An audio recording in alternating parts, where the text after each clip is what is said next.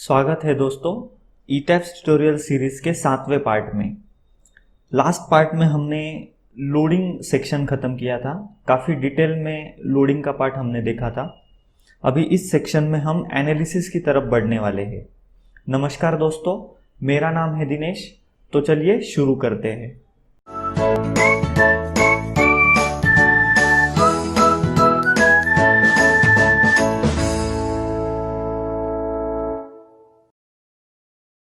तो सबसे पहले एनालिसिस के टैब में जाके यहाँ पे चेक मॉडल हमें करना है ताकि कुछ एरर हमें पता चल सके। तो यहाँ पे मैं सिलेक्ट ऑल करूँगा और ओके के ऊपर क्लिक करूँगा। तो यहाँ पे ये एनालिसिस मॉडल जो है वो चेक कर रहा है। यहाँ पे वार्निंग मैसेज जनरेट नहीं हुआ है कोई भी। इसका मतलब ये हुआ कि हमारा मॉडल बराबर है। अभी उसके बाद फिर एनालिसिस में जाके यहाँ पे रन एनालिसिस के ऊपर क्लिक करना है।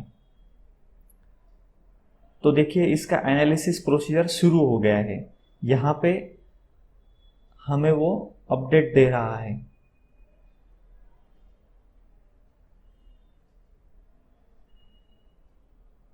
तो ये एनालिसिस प्रोसीजर चालू है और ये देखिए एनालिसिस ख़त्म हो गया है। अभी जैसे ही एनालिसिस ख़त्म होता है, ये एक मैं विंडो कट कर देता हूँ। अभी ये 3D विंडो है हमारी यहाँ पे। अभी जैसे ही एनालिसिस ख़त्म होता है तो यहाँ पे स्टार्ट एनिमेशन एक ऑप्शन दिया है। तो स्टार्ट एनिमेशन का मतलब ये हुआ कि डेड लोड के अगेंस्ट में हमारी जो बिल्डिंग है वो कैसी वाइब्रेट करेगी, वो यहाँ पे दी है। यहाँ पे डिस्प्लेसमेंट हो रहा है डेड लोड के अगेंस्ट में। ठीक है, ये मैं यहाँ पे स्टॉप एनिमेशन कर देता हूँ। अभी उसमें हम डिस्प्ले टैब के कुछ कमांड्स है वो देखने वाले हैं। एनालिसिस के लिए वो लगते हैं। तो यहाँ पे सबसे पहले अनडिफॉर्म शेप। अभी ये मैं आपको बता दूं कि ये जो शेप आफ्टर एनालिसिस तैयार हुआ है ये डिफॉर्म शेप है। डिफॉर्म शेप मतलब डिफॉर्मेशन हो रहा है उसका। ठीक है, अगर इस डिफॉर्मेशन शेप को यानी कि ये इस व्यू को हमें अनडिफॉर्म शेप के व्यू में लाना है तो यहाँ पे डिस्प्ले में जाके ये उसका सिंबल है और ये अनडिफॉर्म शेप के ऊपर क्लिक करना है। तो ये अनडिफॉर्म शेप हो गया। उसका शॉर्टकट कीज यहाँ पे दिया गया है। तो अनडिफॉर्म शेप के बाद मैं फिर से डिफॉर्म शेप पे अगर क्लिक करता हूँ तो मुझे मेरा पहला जैसा व्यू आने वाला है। उस केस में अभी डेड लोड यहाँ पे हमें रखना है और अप्लाई करके ओके कर देना है। तो ये हमारा डिफॉर्म शेप आ गया है। अभी इस डिफॉर्म शेप में यहाँ पे डेड लोड के अगेंस्ट में वो डिफॉर्मेशन दिखा रहा है। अभी मैं आपको लाइव लोड के अगेंस्ट में दिखाता हूँ डिफॉर्मेशन। ये हो गया लाइव लोड के अगेंस्ट में, जो कि लाइव लोड भी ग्रेविटेशनल डायरेक्शन का फोर्स है। उसका जो इफेक्ट है वो डाउनवर्ड ही होता है।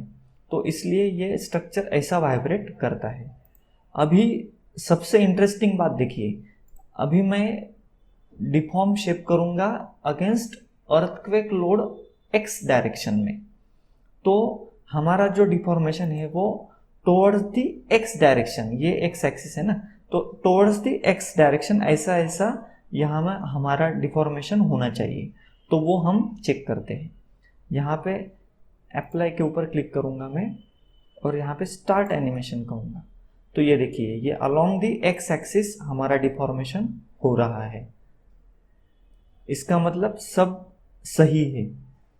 यहाँ पे मैं स्टॉप एनिमेशन करके अलोंग दी वाई एक्सिस करूँगा और यहाँ पे अप्लाई कहूँगा और यहाँ पे फिर से स्टार्ट एनिमेशन। ये देखिए ये यहाँ पे अलोंग दी वाई एक्सिस हमारा डिफॉर्मेशन हो रहा है। वैसे ही wind load against the X direction,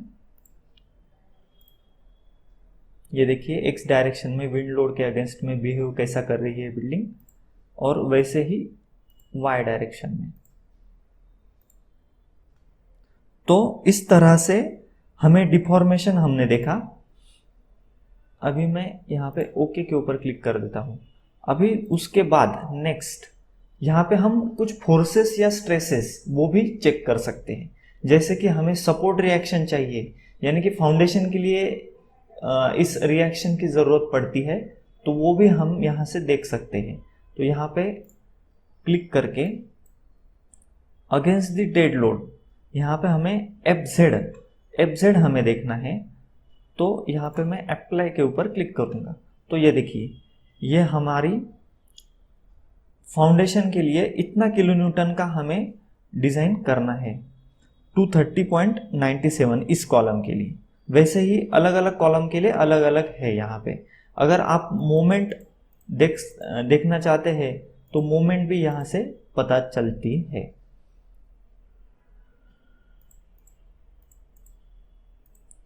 और अगर ये टैबुलेटेड फॉर्म में चाहिए तो यहाँ पे टेबल के फॉर्मेट में यहाँ पे आ जाता है 194, ये किलो न्यूटन की वैल्यू है यहाँ पे। ठीक है, तो इस तरह से हमें सपोर्ट रिएक्शन भी यहाँ से पता चलती है। अभी उसके बाद यहाँ पे हमें कुछ फोर्सेस, जैसा कि एक्शियल फोर्स है, शियर फोर्स है या फिर बेंडिंग मोमेंट है, वो भी हमें यहाँ से पता चलती है। वो कैसे, अभी पहले देखते हैं एक्शियल फोर्स। यहाँ पे मैंने ये जो एक्शियल फोर्स दिखाएगा वो डेड लोड के अगेंस्ट में दिखाएगा। ये देखिए, अगर इसकी वैल्यू चाहिए तो शो वैल्यू के ऊपर क्लिक करके ये वैल्यूज़ भी हमें आ जाती है। ये ऑब्वियसली किलो न्यूटन में है ये वैल्यू। तो उसके बाद में शियर फोर्स 22, शियर 33।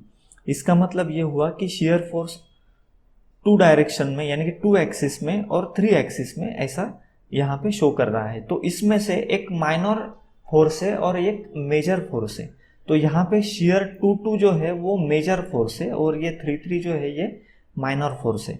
तो शियर 22 देख लेते हैं। ये देखिए, ये मैं वैल्यू उसको ऑफ कर देता हूँ।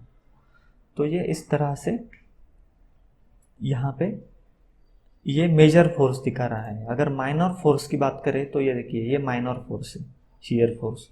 वैसे ही बेंडिंग मोमेंट 22 जो है ये माइनर है और ये मेजर है। शियर फोर्स के केस में 22 मेजर था, यहाँ पे 33 मेजर है मोमेंट के केस में। तो ये देखिए यहाँ पे ये बेंडिंग मोमेंट की डायग्राम और उसकी वैल्यू अगर यहाँ पे क्लिक किया तो वो वैल्यू भी बताएगा। ये 15.78 किलो न्यूटन मीटर, ये इसकी वैल्यू है। अगर कोई भी एलिमेंट के ऊपर राइट क्लिक करते हैं तो एक ब्यूटीफुल टेबल ओपन होता है जिसमें हमें सब, यहाँ पे देखिए, equivalent loads, shear force V2 यहाँ पे दिखाता है और मोमेंट M3 यहाँ पे दिखाता है। ठीक है, और यहाँ पे डिफ्लेक्शन भी दिखाता है। तो अगर हमने ये कर्सर मूव किया यहाँ पे ये पॉइंट, तो हर एक पॉइंट की हमें यहाँ पे वैल्यू शो होती है। ठीक है, अभी देखिए, ये यहाँ पे जहाँ पे आपने पढ़ा होगा, जहाँ पे शियर फोर्स 0 होता है वहाँ पे बेंडिंग मोमेंट मैक्सिमम होती है। तो ये यहाँ पे क्लियर कट दिखाई पड़ता है हमें। तो इस तरह से यहाँ पे हमें किसी भी पॉइंट की हमें वैल्यू मिल सकती है। शियर फोर्स किलो न्यूटन में, bending moment kilonewton metre में और डिफ्लेक्शन जो है वो mm में यहाँ पे शो हो रहा है। और यहाँ पे लोडिंग देखिए कैसा है। ETABS ये सॉफ्टवेयर है वो फाइनाइट एलिमेंट मेथड के ऊपर काम करता है। अगर एक्चुअल में हमें मैनुअल मेथड से हम ये कैलकुलेट करें तो मैनुअल कैलकुलेशन और ये कैलकुलेशन कभी भी मैच नहीं होंगे, क्योंकि यहाँ पे ये क्लियर कट फाइनाइट एलिमेंट जो कि मोस्ट एक्यूरेट मेथड है उस मेथड के हिसाब से काम करता है, जो कि स्टैड प्रो भी नहीं करता है। ठीक है, स्टैड प्रो फाइनाइट एलिमेंट के मेथड से काम करता नहीं है। इसलिए मेरा रिकमेंडेशन यही है कि ETABS और SAFE ये दोनों मोस्ट एक्यूरेट सॉफ्टवेयर है, तो यही हमें यूज़ करनी चाहिए। ये मेरा आपको सजेशन है। यहाँ पे डन के ऊपर मैं क्लिक कर दूंगा। और यहाँ पे वैसे ही टॉर्शन भी हम देख सकते हैं, ये टॉर्शन वैसे अभी ये जो है ये डेड लोड के अगेंस्ट में है, वैसे ही अलग अलग लोड के अगेंस्ट में हम देख सकते हैं। ठीक है, तो इस तरह से ये फोर्सेस या फिर स्ट्रेसेस हम देख सकते हैं। अभी एक और इंटरेस्टिंग पार्ट मैं आपको बताता हूँ। देखिए, हमने टेक्स्ट बुक में अक्सर एक अर्थक्वेक जो फोर्सेस है उसके कैलकुलेशन के लिए हमने स्टैटिक कोएफिशिएंट मेथड हमने सीखी है टेक्स्ट बुक में। तो वो स्टैटिक कोएफिशिएंट्स के जो रिजल्ट्स जो टेक्स्ट बुक में आते हैं वो रिजल्ट्स मैं आपको यहाँ पे दिखाऊंगा। डिस्प्ले में हमें जाना है स्टोरी रिस्पॉन्स प्लॉट्स में। तो यहाँ पे ये देखिए डिस्प्ले टाइप, यहाँ पे हमें जाना है auto lateral loads two storey, इसमें जाना है। और यहाँ पे लोड पैटर्न में ELX पे हमें जाना है। तो ये देखिए यहाँ पे फोर्स पर किलो न्यूटन दिखा रहा है। यहाँ पे देखिए ये एरो ग्राउंड फ्लोर, इसका मतलब ये हुआ कि यहाँ पे देखिए मैक्सिमम और मिनिमम वैल्यू यहाँ पे शो हो रही है। 29.92 ये वैल्यू है यहाँ पे सेकंड फ्लोर पे, ये यहाँ पे। अगर कर्सर यहाँ पे देखिए, कर्सर इस किसी भी जगह पे आप मूव करते हो तो यहाँ पे वैल्यू चेंज आती है। ये देखिए उस पार्ट की वैल्यू आती है यहाँ पे। अगर मैंने यहाँ पे अगर क्लिक किया तो इस पार्ट की वैल्यू है 1.71 किलो न्यूटन। तो इस तरह से ये वैल्यू हमें शो होती है। उसके बाद ELY में हमें क्लिक किया तो ये ELY की वैल्यू शो होगी। उसी तरह से WLX और WLY विंड लोड की भी वैल्यू यहाँ पे शो होती है। तो इस तरह से हमने आफ्टर एनालिसिस ये सारे पार्ट्स देखे हमने। इसमें कई सारे चेक्स भी होते हैं। अभी जैसा ये कुछ डिफ्लेक्शन के चेक्स हैं, कुछ स्टोरी ड्रिफ्ट के चेक होते हैं, कुछ ओवरटर्निंग मोमेंट के चेक है, टाइम पीरियड है, फ्रीक्वेंसी है, ये काफ़ी सारे चेक्स है। बहुत ही डिटेल में हमें, क्योंकि देखो सॉफ्टवेयर ने अगर उसका काम किया तो वो सॉफ्टवेयर ने उसका काम सही तरीके से किया है या नहीं है, वो हमें as per IS code provisions check करना होता है। उसके लिए काफ़ी सारे कोडल प्रोविजंस है। इसलिए मैं आपसे रिक्वेस्ट करता हूँ कि वो IS कोड पढ़िए। उसका डिटेल IS कोड का भी डिटेल मैंने मेरे ऑनलाइन कोर्स में दिया है। उसमें कई सारे चेक्स होते हैं आफ्टर एनालिसिस। उसमें अभी जैसे एनालिसिस के भी काफ़ी सारे टाइप्स होते हैं। अभी ये एनालिसिस जो हमने देखा ये प्योरली स्टैटिक एनालिसिस है। स्टैटिक एनालिसिस जो लो राइज स्ट्रक्चर्स होते हैं, बंगलो, विला, रो हाउसेस वगैरह, इनको चलते हैं। और उसमें अगर एडवांस लेवल पे हमें जाना है तो हमें डायनेमिक एनालिसिस करना पड़ता है बिल्डिंग का, जो कि मिडल राइज और हाई राइज बिल्डिंग के लिए वो बेहद ज़रूरी होता है। तो उस केस में काफ़ी सारे कोडल प्रोविजंस वहाँ पे रहते हैं और काफ़ी सारे कोडल प्रोविजंस हमें उसके चेक्स भी परफॉर्म करने पड़ते हैं यहाँ पे ETABS में। यहाँ पे काफ़ी सारे देखिए डिस्प्ले में जाके यहाँ पे शो टेबल्स पे हम अगर गए तो यहाँ पे एनालिसिस और रिजल्ट्स, ये हमें कई सारे रिजल्ट्स जैसे स्टोरी ड्रिफ्ट हो गया, तो ये कई सारे जो चेक्स है ये हमें यहाँ से पता चलते हैं। तो उसके लिए यहाँ पे समय का बंधन होने की वजह से यहाँ पे मैं सब कवर नहीं कर सकता हूँ। अगर आप सही में स्ट्रक्चरल इंजीनियर बनना चाहते हैं तो मेरा ये कोर्स ज़रूर आप ज्वाइन करें। उस कोर्स की फ़ीस भी मैंने लिमिटेड ही रखी है और वो कोर्स अभी कुछ ही दिन में मैं लॉन्च करने वाला हूँ। उसका वर्किंग चालू है, कुछ ही दिन में वो कोर्स लॉन्च हो जाएंगे, तो आप वो कोर्स ज्वाइन कर सकते हैं। मेरे आपसे रिक्वेस्ट है, क्योंकि देखिए मैंने कई सारे बाहर इंक्वायरी की है। ये जो कोर्सेस है, मार्केट में कई सारे कोर्सेस अवेलेबल है। कुछ कोर्सेस की जो फीस है वो बहुत ही कम है, 2-4 हज़ार 5 हज़ार, उसमें कुछ नहीं सीखने वाले आप। वो कोर्स आप टोटली वेस्टेज ऑफ मनी है। और कई कोर्सेज ऐसे हैं वो कुछ मल्टीनेशनल कंपनी ऑर्गेनाइज करती है जो कि उनके लैक्स में फीस होती है।